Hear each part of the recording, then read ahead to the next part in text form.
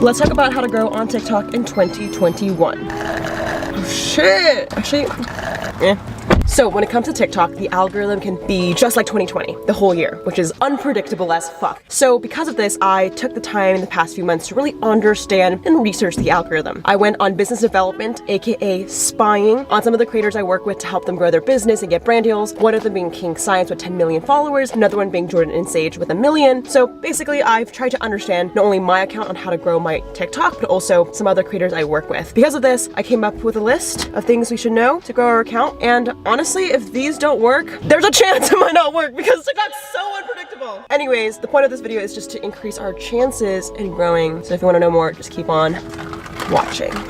If you are wondering why I'm in my car right now, I'm actually picking up my surfboard from the surf shop. If you guys don't know, why would you know? I broke my surfboard last month and I literally cried.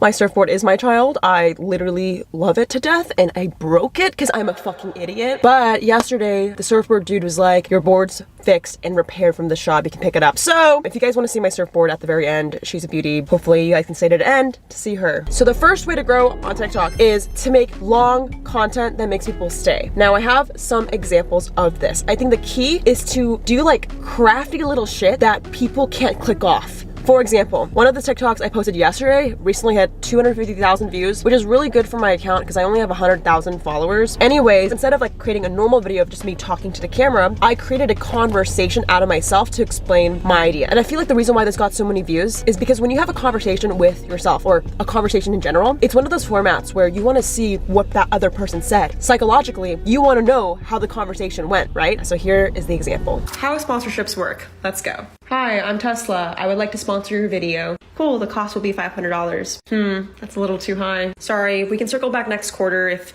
maybe this is out of your budget, but that's my rate for now. So as you can see, because of that, the average watch time is 39 seconds, which is a really, really good watch time on TikTok. Hence, everyone's scrolling so fast. Like 39 seconds is a long time. So if you haven't tried creating a longer video using conversations, try it out. Another variation of this is using like text message bubbles. I've seen people literally like text themselves back and forth to like convey an idea. Here's an example of what I'm talking about. Texting Courtney, I'm gonna ask her to dinner. How should I text it? Let's get dinner. Or do you want to get dinner? Go with let's get dinner. So you're like assertive and confident for sure. I think it's so funny, like someone was doing voice impressions and instead of just like almost just talking to camera and doing the voice impression, they like scrolled down on their text message and played an audio of the voice impression. And it just makes sense because psychologically, again, like you just want to see this text message thread. And I think the reason why it works is because it's this back and forth like mentality where, you know, if you're talking to someone, you want to know what they say. And the number one thing that stops my heart from moving is when someone types a message and you see the bubbles, you just like want to know what they're saying. I think that's why it works. So that's a strategy you guys can do interchangeably. All right, the second one. This one, I call it the what the fuck. It's kind of like you gotta these types of TikToks go viral for no reason other than what the fuck. I've made a TikTok where I was just screaming at the camera, literally just screaming. What the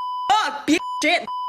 And it got like a couple 100,000 views and it's stupid. It's literally stupid, but you guys know what I'm talking about. Like you will see on your For You page random stuff that goes viral and I think it has this wow factor that is unexplainable and I just don't know why anyone would watch it, but it gets views and I don't know how to mimic it because you can't just scream randomly, but definitely when you're out and about in your life and you see something that's like what the fuck, whether it's a chicken that looks like an ostrich running across the road, like take a video of it and upload it because you'd be surprised how TikTok would respond to it. It's quite crazy. Oh my god, people are watching me vlog. Mirror skirt, mirror skirt. See, like that. If I literally put that moment of me driving and I'm making weird noises on TikTok, I swear to fucking God, it would do well. Like I feel like the point of TikTok is either you're making super educational, high production videos that are so good, or it's just like, what the actual fuck. Skirt, skirt, skirt. All right, so the third way to grow on TikTok that I find works so fucking well is basically making a TikTok with a trendy audio, but add some spice. The reason why this is so important is because I see a lot of creators just posting the audio and there's nothing new with it. And especially if there's 100 million people making the same TikTok with the same audio, you gotta stand out. So let's talk about examples of how to add some spice. King Science is the #1 animator on TikTok and I was working with him this year, just working on some brand deals and management and stuff. And I was asking him like, how the fuck do you get 30 million views on a video? Now, before I explain the answer, my friend here is gonna give me something real quick. Hello, do you have the drugs? I mean, the goods? How much do you want for the pound? Oh my gosh! That's so cool! I really like it. Oh, you wanna say hi to my vlog? Hello. I'm making a video. Check out your shop. What's your shop on Etsy? Becca Jean Studio. Heck yeah, I got some gifts for my friends from an Etsy shop. Thank you. All right, sorry about that little intermission. I've just been trying to support more small businesses, go to local coffee shops. As you can see here, I got one this morning. And yeah, I hope this video can encourage you or remind you to spend money on your friends' businesses, local businesses, and not always like go to Amazon for stuff, just because it's been a really hard year for a lot of businesses. 1 in 3 companies went bankrupt this year, and a majority of them are like local shops. So just hoping you guys can support as much as possible. But like I mentioned, for King Science specifically, when he was mentioning to me on how he grew his account to 10 million followers, one of his most infamous strategies is basically taking an audio and adding his version of it with his character. The reason why he does this is because King Science makes full color animation. A lot of the times when there's a trendy audio like this song, right? When he does his animation version, it's like the highest production that anyone has seen on the For You page, right? You might be scrolling and you're used to someone lip syncing this song, but when King Science comes with a full color animation, it's like, wow, that's captivating, and people share it. So his strategy is always to actually wait for trends to come and then make the animation for it, which is a little bit different because a lot of people try to just hop on the trend immediately, which is fine, but I find it works more effectively if you wait like a few days and then make the best version or the most interesting version of that trend. So if you're an artist, you can make the full color animation. If you're a comedian, you can make this audio more funny by adding your twist. And I think this is like gonna be the new method for growing on TikTok, and it's way more effective just because you don't always want to chase a trend and dance to a song immediately when it comes out. So by waiting some time and thinking about how you can make it more interesting and evolve the trend, it will get more awareness and views because people want to see more interesting things. Hope that makes sense. This is gonna go into my 4th tip, which is stitching audio. So stitching audio essentially is when you take a video that's existing on TikTok and you stitch it. So you basically take that clip, add it to the front of your video, and then you react to it typically. Now, I've done a lot of stitches before. This is an example of one we did at the green room. It's a little bit savage. I can't talk right now. I'm doing hot girl shit. Fuck being good, I'm a bad. Hey Abby, it's your boss here. I'd really appreciate it if you stop playing the snake game. You're 2 hours late to our green room meeting. We're having a new series we're launching and we really need you a part of that meeting. I basically reacted one of the people that work at my company, Abby, of her goofing off, and I told her that, you know, hey, I'm stitching this video to remind you to come to our meeting. And this, by the way, was a joke. So just so you know, like, I don't ever put my team members on blast like that. But for TikTok, I will. And this got 10,000 views on a new account, which is really good. Just like being very honest, it's very hard to get views on TikTok now. Like 2 years ago, it was way easier. So that's why I like making these videos to update you guys, just because shit changes. So stitching is a new feature, and I find this works so well because what you can do is take a very popular video, stitch it, then add your reaction. And what happens is, because you're stitching your video next to a popular video, that video has a higher increased chance to get on more For You pages. And a For You page, if you guys don't know, is the way that TikTok promotes you. It's the only way that your video gets promoted on people's phones and feeds. So your goal as a creator is to get on the For You page because it gets new eyeballs, right? So because of this, I really believe stitching works effectively if you can react to it in a funny or educating way. There's a lot of ways to do stitching. I've also seen people do this trend. Okay, what's something that's not a cult but seems like a cult? Life coaches. So you can also be the start of the stitching. So for example, say you don't want to react to someone's video, but you want to start the stitch, you can ask people to stitch your video in response to it. So I've seen it go both ways, and they're very effective if you want to make some laughs and react to something, or don't roast people.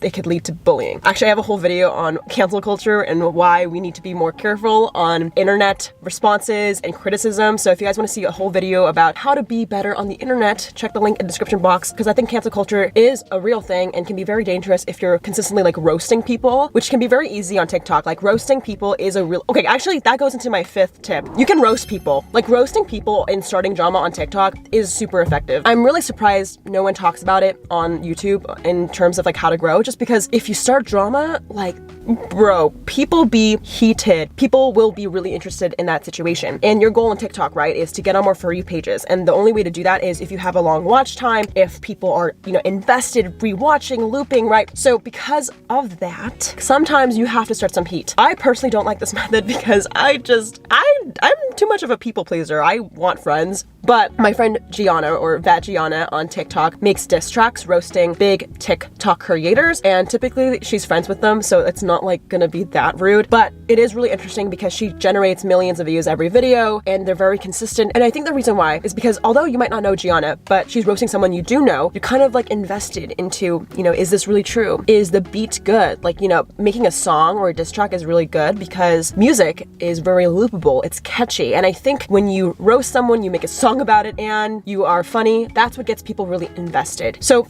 if you'd like, you can start to go into that territory, but just so you know, it could be very negative in the internet culture, but to each their own. The next one I have is live. Going live on TikTok might not be as effective if you don't have an initial following. I think going live on TikTok works really well once you make some videos, you have some followers, and you want to take it to the next level. A good example of this is Jordan and Sage. They are bus life creators that I work with at my company to help them grow strong businesses. But we've been meeting for the past few months, and I recently encouraged them to go live just to experiment with it because I had no fucking idea if live worked. But they told me they want live for 30 minutes for 7 days straight. And every time they went on live, they got an initial boost of more followers. Like, I believe they told me that they got 5,000 extra followers every time they went on live. And I think the reason why is because when you go on live, you know, TikTok's goal is to get users to stay on it, right? So say you have some people staying on your live for 30 minutes, right? TikTok sees that and boosts some of your older videos up and will help attract more followers. And I feel like this is something I still need to test more, but Jordan and Sage did it. I tried it. It did work. I got like another 100 followers every time I went on live after the live ended. So let me know if you try this, just because I think live is fairly new, but it helps so much in terms of like boosting your account after you make a couple videos. The last tip I have is getting verified people to comment. Now, this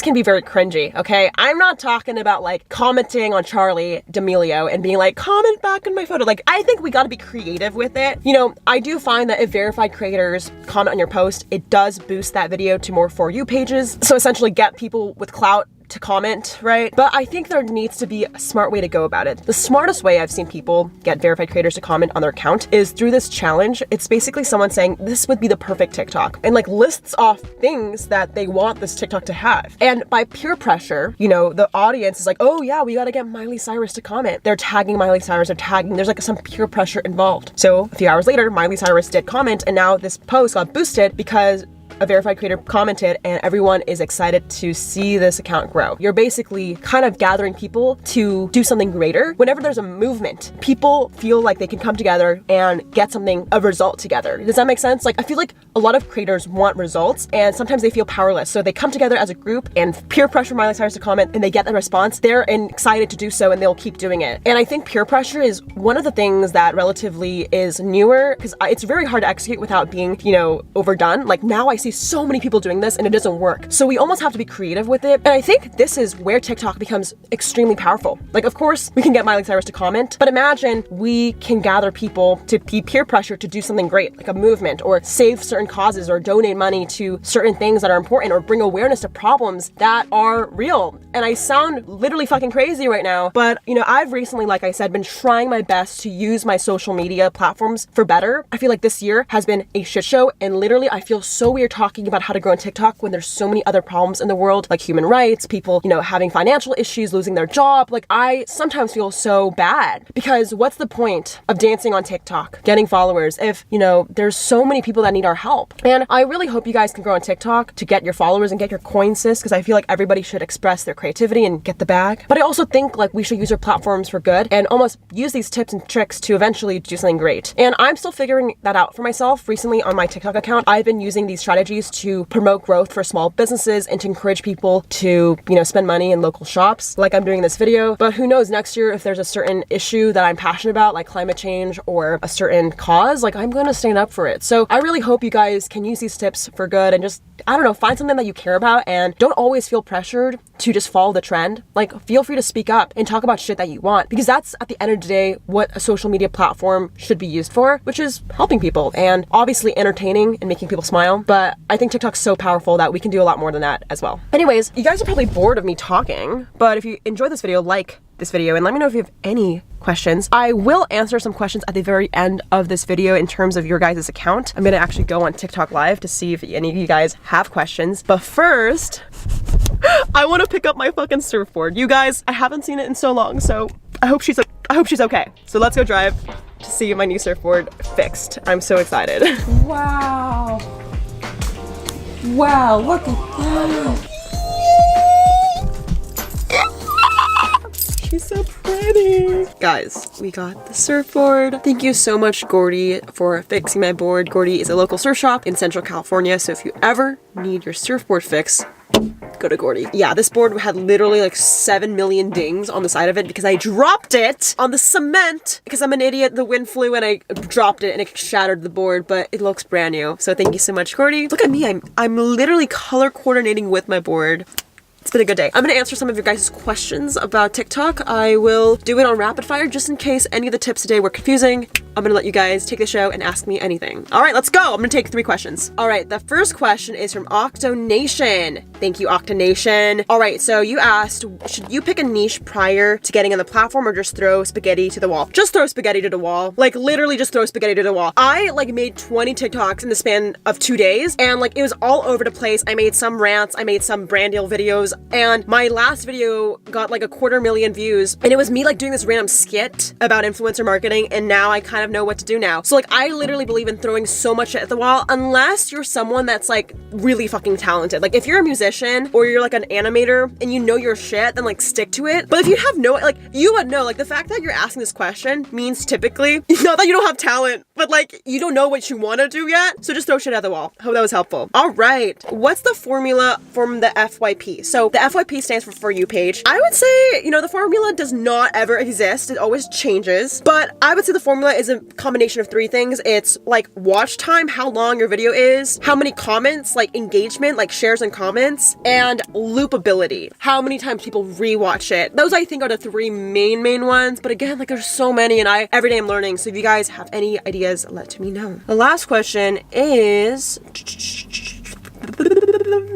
what is the best time to post and how many videos a day? I don't think there's any fucking time. I really don't. There's even like a report from TikTok business accounts that say like there's no fucking time. I post like 10 times yesterday from 10 a.m. to like 10 p.m. and all of them did not perform the same. Some of them popped off and some of them didn't. I think there's really not a consistency with TikTok just because people are checking their phones. I believe TikTok's watch screen time is like 59 minutes a day, and people check TikTok like almost 10 times a day. So like it really doesn't matter because of that. Like that's personally for me though. So just keep that in mind. All right, so I just took 3 questions from you guys. If you have any more, feel free to comment on them below. I will get to them. And yeah, I hope this video was helpful. I love you guys. Shout out to the comment winner. Shout out to the comment winner.